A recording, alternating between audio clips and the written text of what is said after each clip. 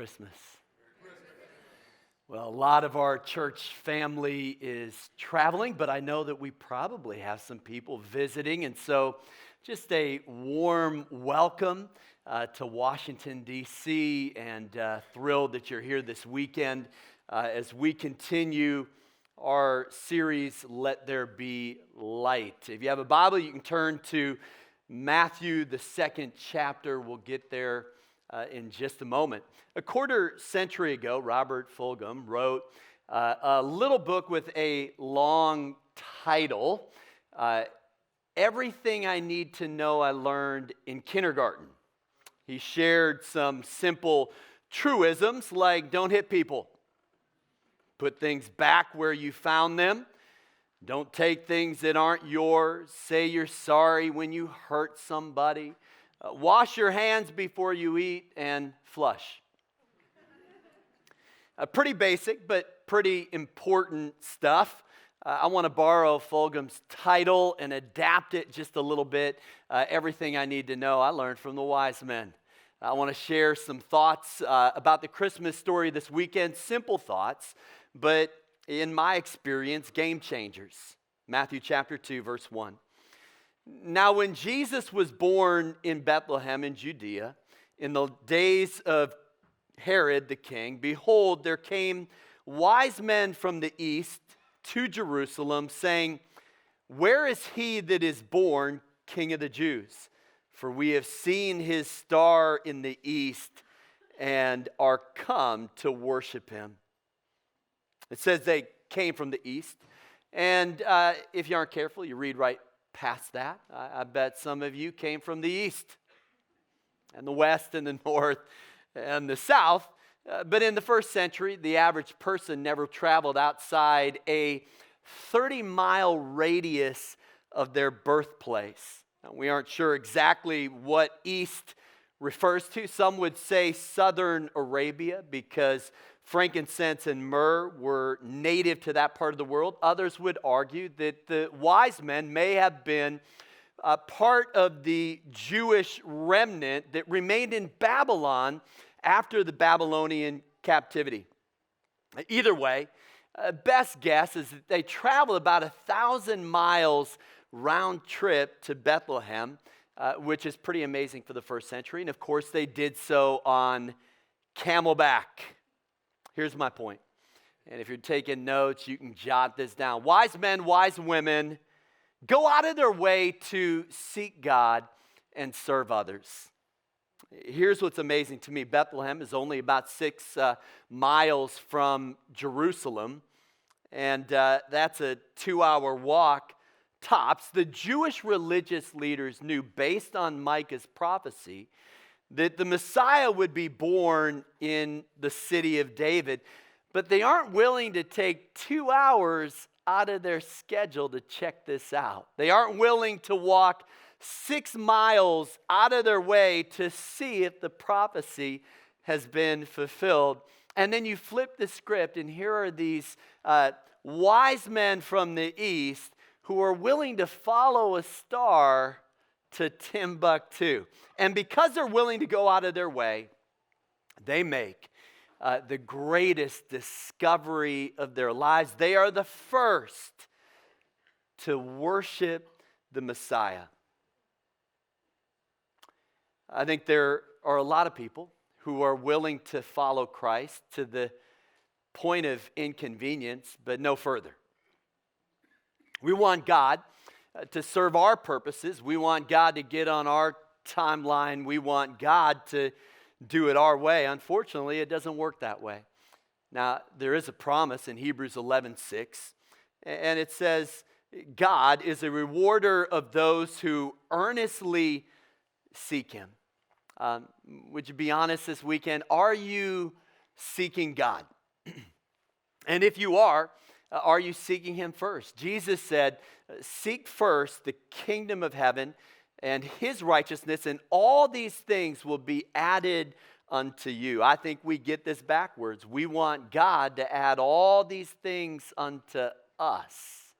And once we get married, once we have kids, once we get the promotion, once we reach the goal, then we'll seek God first. No, you won't. Not if you don't do it now. I live by this little maxim: don't seek opportunity, seek God, and then opportunity will seek you. I believe that. I've experienced that. Now, I'm not saying that you should not send out your resume, okay? And I have no issue with you putting your best foot forward. But if you have to compromise your integrity for an opportunity, guess what? It's not an opportunity. The Bible would call that a temptation. And it's actually something that you need to avoid. The amazing thing to me about these wise men is that they literally had no idea how far they would have to travel or how long it would take. And that's impressive to someone like me who can tend to be a little impatient. We want God to do what God does ASAP, right? As soon as possible. But we operate a little differently here at NCC. We have a different acronym, ALAT. As long as it takes. You've got to play the long game. It's about long obedience in the same direction. It's about investing your life in things that will outlive you. It's about storing up treasures in heaven. As I look back on this past year, I think for me the best moments were not the days that I had nothing to do. It wasn't the easy days. It's the things that were the hardest to accomplish. In the fall, Josiah and I rode our bikes, did a little metric century. And by the time we hit that finish line, the quads were cramping. And I may have been sore for a few days or weeks. And it was painful, but what a great experience. Why? Because it was so hard. I don't know how else to say this. Do hard things.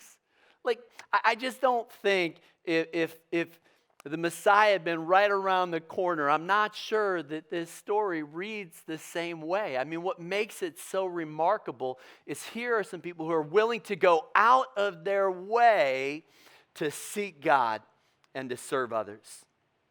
I think one test of a relationship is how much you're willing to inconvenience yourself for the other person. How far are you willing to go out of your way? One of the most memorable games of my college basketball career was as a freshman. I was playing for the University of Chicago. We had a game at Brandeis University in Boston, and my parents drove 15 hours one way, 1,000 miles, to watch me play that game.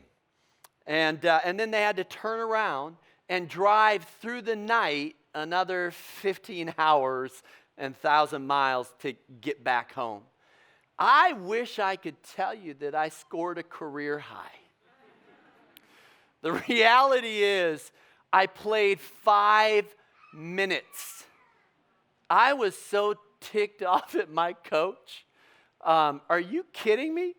My parents just drove 1,000 miles and you're going to play me for 5 minutes. Unbelievable. I was starting by the end of the season, I want you to know. But I'll tell you this, that'll make an impression on you. It was one of the least memorable and most meaningful games of my life. Why? Because they went out of their way to show me how much they love me. So what does that look like? Well, it's probably not a 1,000-mile pilgrimage on camelback. Here's my challenge for you as we look at a new year.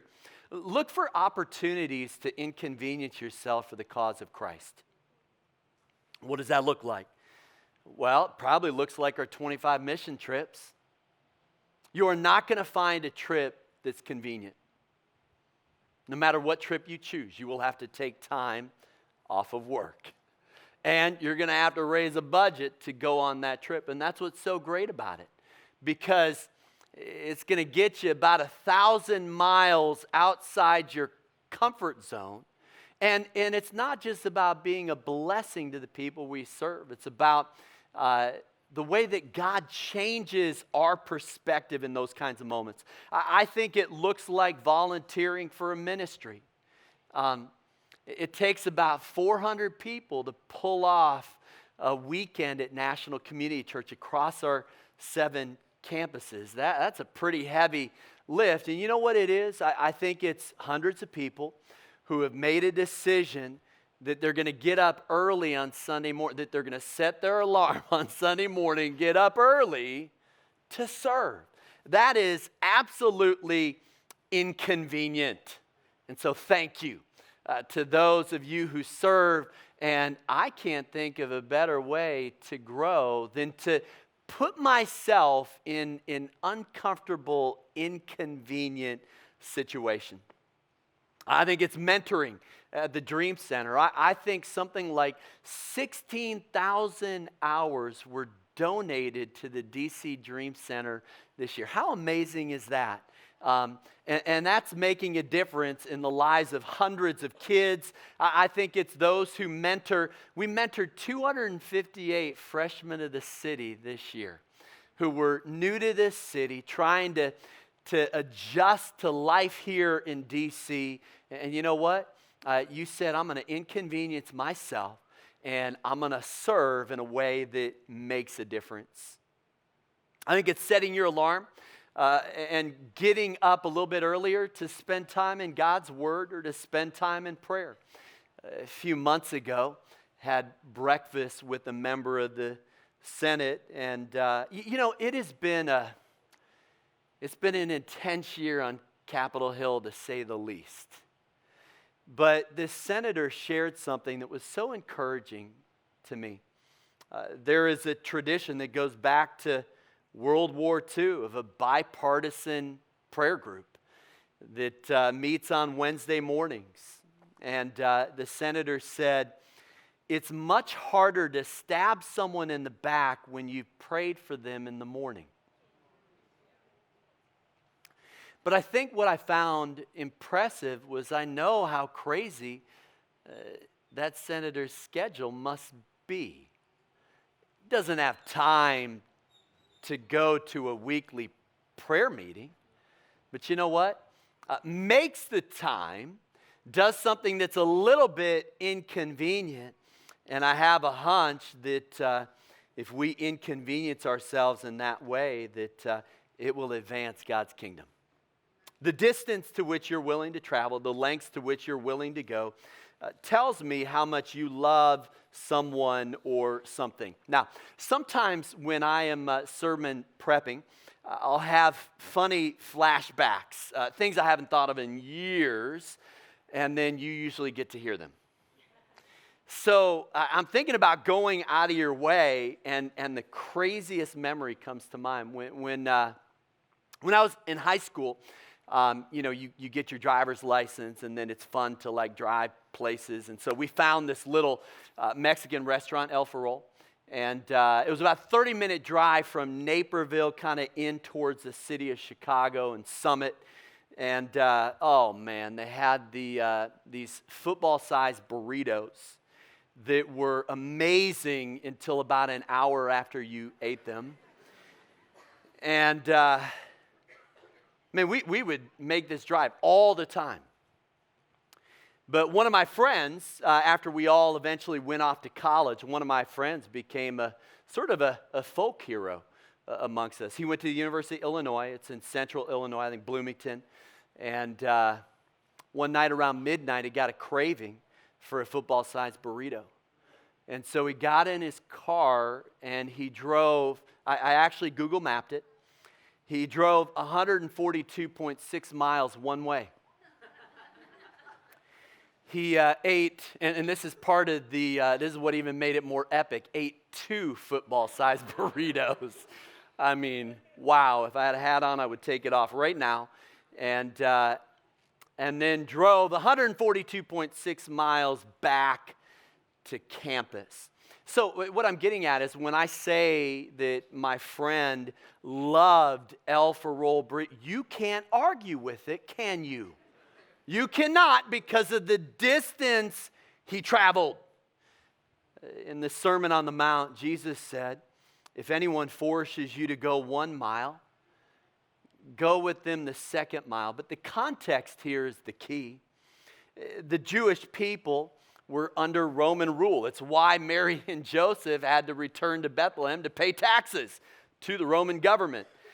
Well, there was a law in the books that allowed a Roman soldier to commandeer a Jewish citizen and force them to carry their gear for 1 mile, but only 1 mile. And so along comes Jesus, and everybody wants to rid themselves of Roman rule. I mean, what he says is pretty counterintuitive and probably offensive to the people who heard it. But wow, he made a point, didn't he? When he said, no, don't just carry it 1 mile.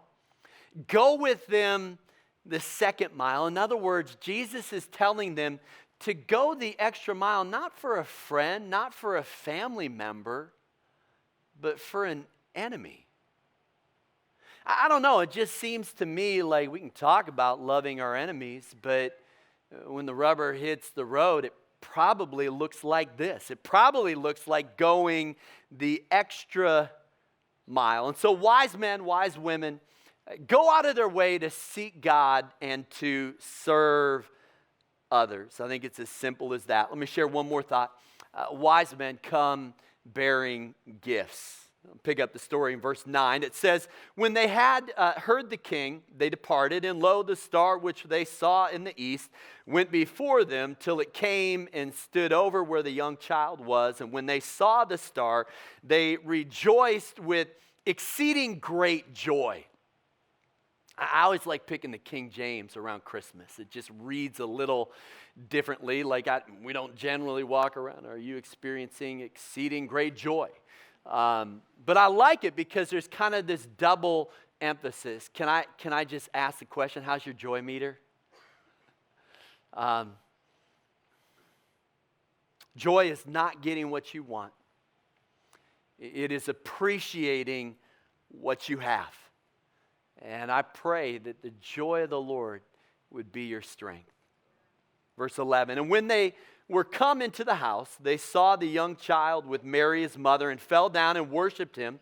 And when they had opened their treasures, they presented unto him gifts, gold and frankincense and myrrh. And being warned of God in a dream that they should not return to Herod, they departed into their own country another way. A few years ago, got an email titled, The Three Wise Women. It said, do you know what would have happened if it had been 3 wise women instead of 3 wise men? They would have asked for directions, arrived on time, helped deliver the baby, cleaned the stable, made a casserole, and brought practical gifts.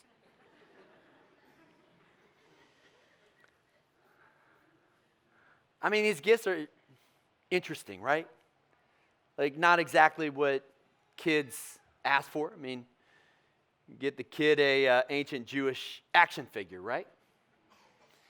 But let me ask a question. After the wise men leave, Joseph is warned in a dream to flee the country because Herod goes on a rampage and kills all the male children in this region under the age of 2. So here's the question. How does a minimum wage carpenter who just broke open his piggy bank to pay his taxes to the Roman government flee the country and fund a trip to a foreign land? How does that happen? Well, gold is a currency that works in any country. And it was the gift that these wise men brought that enabled Joseph and Mary and Jesus to seek asylum in Egypt. I want you to hear what I'm about to say. Your generosity is someone else's miracle. This weekend, we're showing It's a Wonderful Life at the Miracle Theater, one of my favorites. Laura and I usually watch it Christmas Eve, and I love the ending. The angel Clarence shows George Bailey, played by Jimmy Stewart, how his life altered the course of other people's lives. He visits the grave of his younger brother Harry, who instead of winning the Medal of Honor during World War II for saving a transport ship, would have died at the age of 8 because George wasn't there to save him when he fell through the ice. I think what I love about it is that we're not always great at connecting the dots between our obedience and the way God leverages it for His purposes. So let me try to bring it a little bit closer to home. I want to say thank you at the end of the year for the time, talent, and treasure that you have invested in National Community Church. Listen, we would not be who we are without you, and your giving, your serving is advancing God's kingdom. We support about 150 missionaries and ministries around the world, and we do that because of your faithfulness in giving. You know that we planted Bridges Church in Nashville, Tennessee, our first network church. God is doing some wonderful things there. I don't think you do know that we helped plant a church in Chicago, New City Church. 7 weeks old, 58 people have put their faith in Christ. How cool is that? And I want you to know that you're a shareholder in those things that we're investing in. A few weeks ago, got a voicemail from Josh Mayo, who pastors a church down in Atlanta. And that was a few years ago that it wasn't the biggest investment we've made, but I think we invested $5,000 in that church plant. And he wanted to call me up and let me know that they had just passed the $500,000 mark in their giving to missions. And he said on the voicemail, I just wanted you to know that you've made 100-fold return.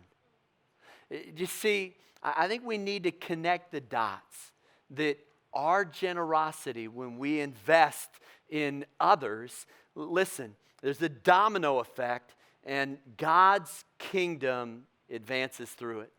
Let me say one more thing. It says that the wise men brought treasures, and that's true.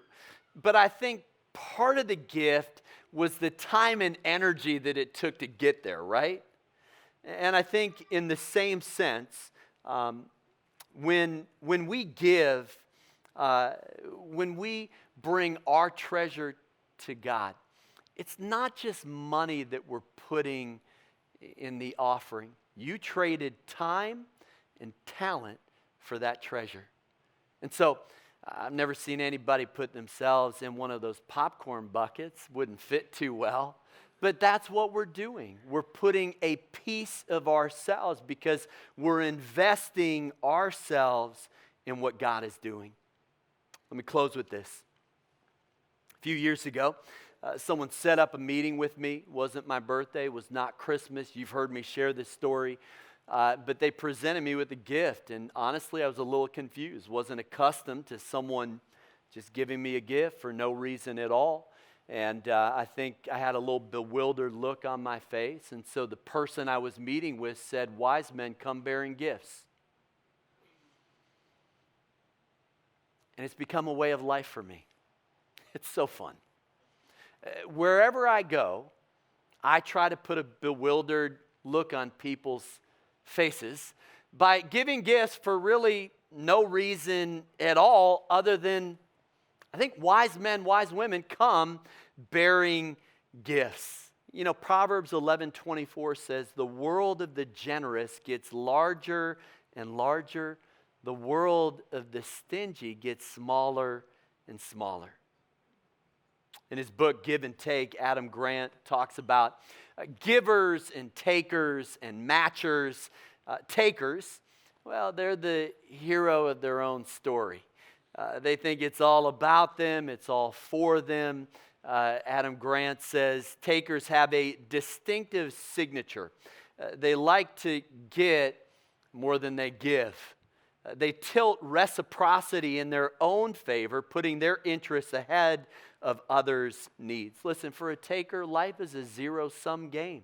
The person with the most toys at the end of the game wins. For a giver, a giver loves to add value. Their goal is to outgive. Because they know that it's all from God and it's all for God. So life is this win-win proposition because they know that at the end of the game, all the toys go back in the box.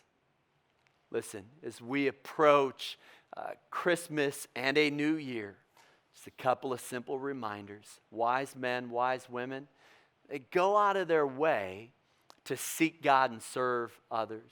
And so how are you going to inconvenience yourself for the cause of Christ in this coming year? And wise men and wise women, come bearing gifts. Let's be the people who give more than we get. Let's be the people who add value wherever we go. Let's pray. Father, thank you for the joy this Christmas season of celebrating the birth of our Savior. God, I pray that the reality of what Christ accomplished through his life and through his death on the cross and through the resurrection would be the reality that we revolve our lives around. God, I pray that you would encourage those who maybe are discouraged. God, that you would restore joy to those who maybe have had a tough year. God, I pray that your love and grace and goodness would flood our hearts during this season and that it would overflow to everybody that we come into contact with. God, we love you and thank you. In Jesus' name, amen.